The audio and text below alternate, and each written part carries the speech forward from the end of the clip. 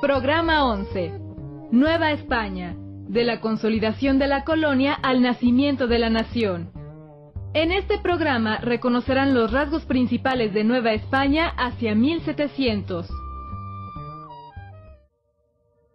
Nueva España inició el siglo XVIII enfrentando una crisis política generada por la muerte del rey Carlos II, que fue el último rey de la dinastía de los Austrias que gobernó España debido a que no tuvo hijos. Mientras en la metrópoli se desataba una guerra entre diversos países europeos por la sucesión del trono español, Nueva España entraba al siglo de su consolidación. La población se había recuperado del dramático descenso demográfico ocurrido en el siglo XVI debido a diversas epidemias. La agricultura y la minería no solo se habían repuesto del declive sufrido a mediados del siglo anterior, sino que aceleraron su desarrollo gracias al mejoramiento de técnicas para la explotación de suelos de cultivo y de yacimientos minerales. De esta forma, a principios del siglo XVIII, Nueva España sentó las bases para consolidarse como la colonia más importante y próspera de la América española.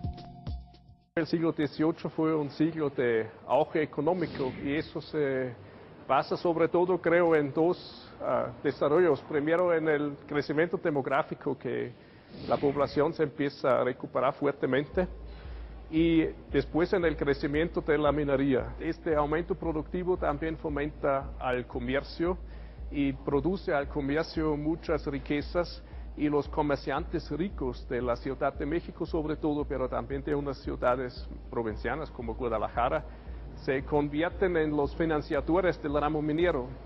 Y en base de este auge de la minería, también se desarrollan positivamente otros sectores económicos.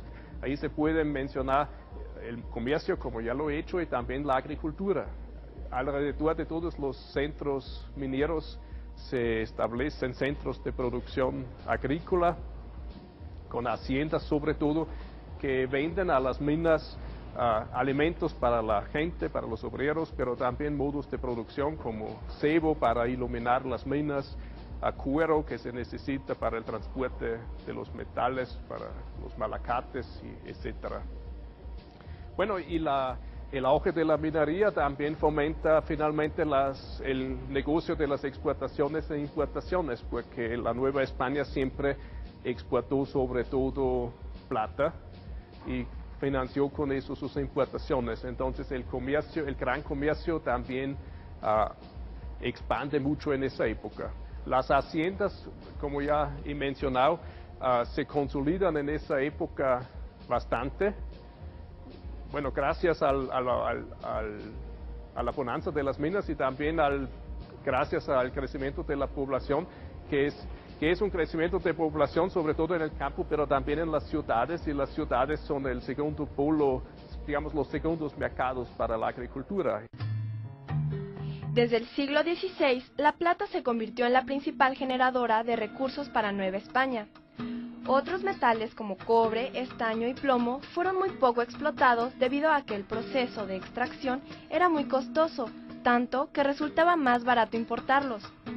En su mayoría, los productos de las minas novohispanas eran exportados y comercializados en Europa y Asia. Solo un pequeño porcentaje se destinaba al mercado interno. Los principales productos agrícolas a principios del siglo XVIII eran maíz, trigo, caña de azúcar, tabaco, algodón y grana cochinilla. De hecho, esta última fue el segundo producto de exportación de Nueva España. Un porcentaje de los productos agrícolas era destinado a cubrir las necesidades alimenticias de la población novohispana, pero los excedentes se exportaban a diferentes ciudades de Europa, Asia y América. El cambio de dinastía fue resultado de una guerra bastante sangrienta, la guerra de la sucesión española, en la que se peleaba sobre todo sobre el futuro de Europa y no sobre el futuro de América. En Francia entonces gobernaba el rey Luis XIV, que desarrolló una política muy hegemónica en Europa, y los otros poderes se dedicaban a parar el avance francés. Ahora bien, al final, cuando se murió el emperador en Viena, el pretendente Habsburgo al trono le siguió como Carlos VI.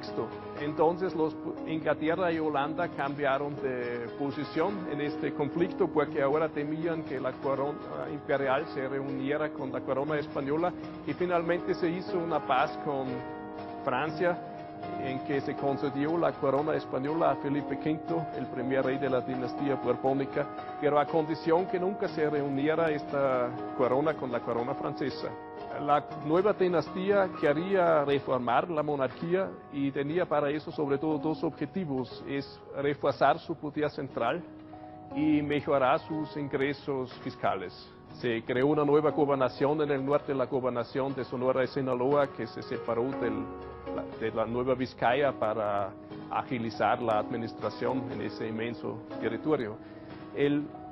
Las verdaderas reformas borbónicas en México se daban más tarde, cuando España participó en la Guerra de 7 años y sufrió en 1762 una desastrosa derrota frente a Inglaterra. Eso se puede demostrar muy bien con la llegada del visitador José de Gálvez en 1764 a México, que empezó a explorar la situación a profundo y proponía primeros cambios.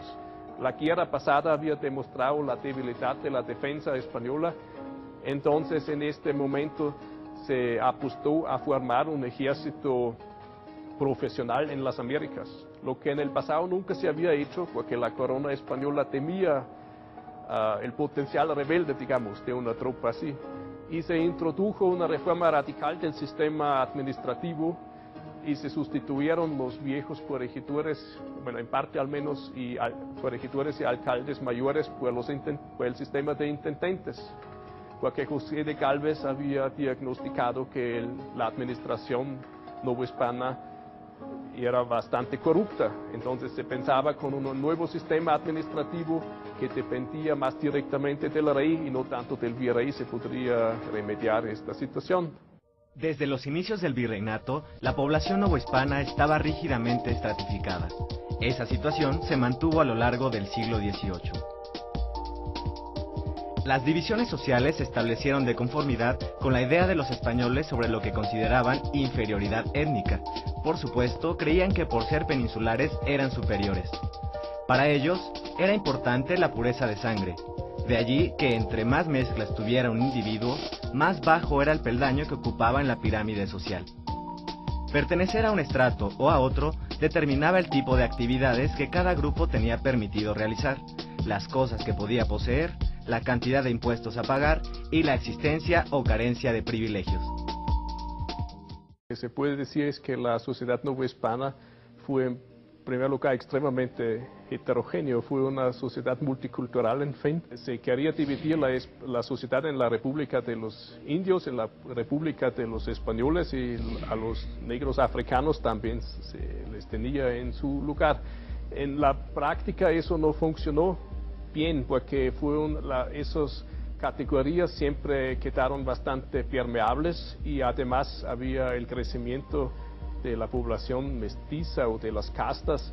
Además había fuertes diferencias sociales, obviamente, y se puede decir que la población campesina, sobre todo, y eso es la población aplastante de la población novohispana, fueron todavía los indígenas. Y hay una cierta identificación entre población campesina y indígenas, aunque no 100%, había también indígenas en las ciudades donde vivían de forma bastante diferente que en el campo. La capa superior de la sociedad novohispana siguieron siendo, como en toda la colonia y más allá, incluso la gente identificada con los españoles, que fueron españoles tanto criollos como peninsulares, y estos intentaban reproducir formas de vida y simbologías de clase, de estatus como se conocían en Europa. Y eso se notaba, por ejemplo, en la tendencia que la gente adinerada empezó a invertir fuertemente en tierras, porque la propiedad de tierra caracterizaba a la nobleza y la gente rica en Europa, y además compraban títulos nobiliarios.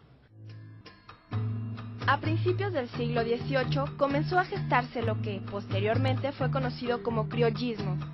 Los criollos fueron un grupo dominante cuyos miembros, además de tener poder económico, desempeñaron diversos cargos administrativos, burocráticos y eclesiásticos dentro de las corporaciones novohispanas. Este sector estaba conformado por los hijos de los españoles peninsulares nacidos en América. El hecho de haber nacido y crecido en Nueva España llevó a muchos a considerar a la colonia su patria, lo que marcó una diferencia con el sentir de los peninsulares y sentó las bases del también llamado nacionalismo criollo. El criollismo es una cosa que empieza prácticamente con la conquista, porque ya a partir de este momento hay un cierto conflicto entre los españoles que han llegado a América y se consideran los que han conquistado, según ellos, con justa razón, las riquezas y el potencial de esta tierra, y tienen sus intereses, y hay un conflicto con los intereses de los españoles en España y la corona, que quiere reservar una considerable parte de ese potencial económico, sobre todo para sí.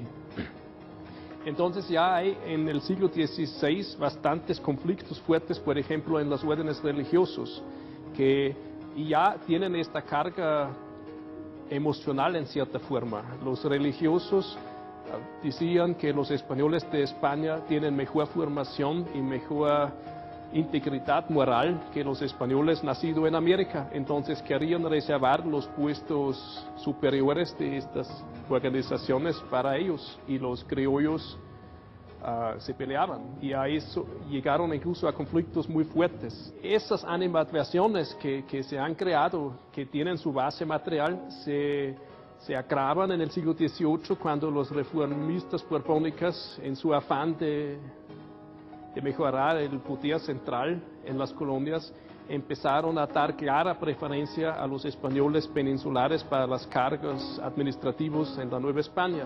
Digamos, la animadversión más emocional que había allí se carga cada vez más con intereses bastante concretos, y los criollos se sienten excluidos de posibilidades de ascenso social que según ellos les corresponden, porque ellos son los habitantes del país. Los criollos, aunque son los descendientes de los conquistadores, hay que decir eso en claro, empiezan desarrollar cierta identificación con el pasado indígena, hay que subrayar con el pasado, y sienten su dominio sobre México un poco en sucesión o en continuación del viejo imperio azteca. El siglo XVIII fue para Nueva España un periodo de consolidación y cambios. El crecimiento económico, entre otras cosas, permitió que la colonia se consolidara como la más rica y próspera de América.